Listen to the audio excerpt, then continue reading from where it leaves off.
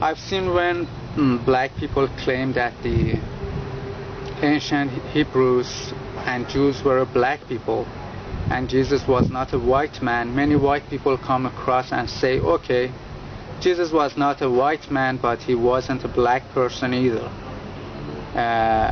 because he was from the Middle East, and therefore, according to them, he must have looked like Arabs.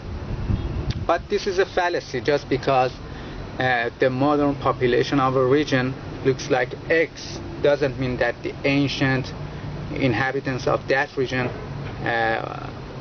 looked also like X. For example, look at Australia.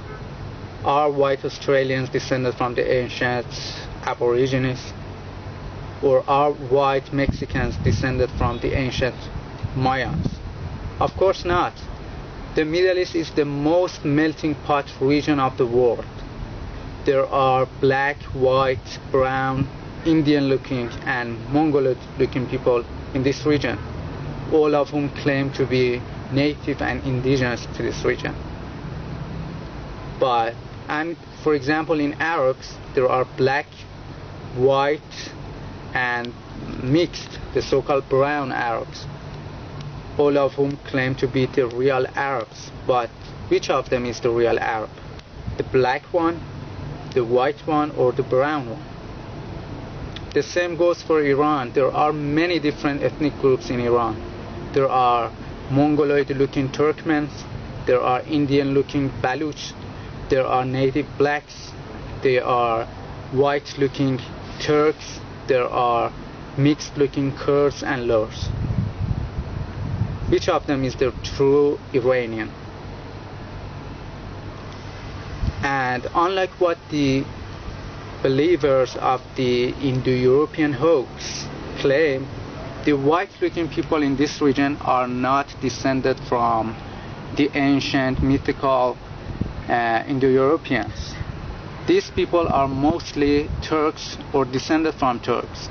For example, here in Iran, up to 40% of people are Turks, and I don't know how many of them are descended from Turks, meaning are related to Turks.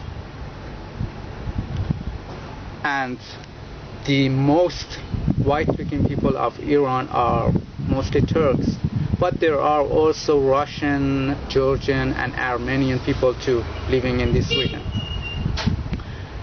And we all know that Turks are not an indigenous people to this region. They came from southern Russia and the Central Asia in recent centuries, and they cannot be an indigenous people to this region. The ancient inhabitants of the ancient peoples of the Middle East were all different types of black people, different groups of black people. Assyrians were a black people, Persians were a black people, Elamites were a black people, and Arabs, yes, were a black people. That's why you see Assyrians have depicted themselves with curly hair, curly beard, and dreadlocks. That's why you see Persians have depicted themselves with curly hair and curly beard. And even there are many wall paintings found in Susa in which Persians have depicted themselves with black skin, have painted themselves with black skin. So therefore, Persians were black people, not a so-called Indo-European. And I believe that Persians, Assyrians, Arabs, and all of the ancient inhabitants of the Middle East were an Ethiopian type of people, the so-called Shemites, an Ethiopian type of people. People like the Somalis, like Ethiopians, like Eritreans, like Djiboutis, like dark-skinned Yemenis. You know, they weren't a white people. Why? Because the temperature here in this city goes up to 50 degrees Celsius in summers with a high intensity and a UV index of 12. white people cannot endure this heat. They cannot tolerate this heat, so they cannot be indigenous to this region.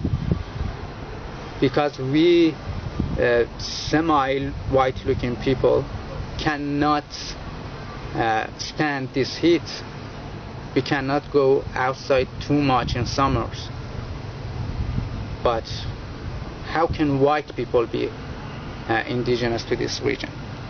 And I don't say this because I'm racist. As you can see, I'm not a black person, and I look mostly like whites than blacks. I just want to tell the truth that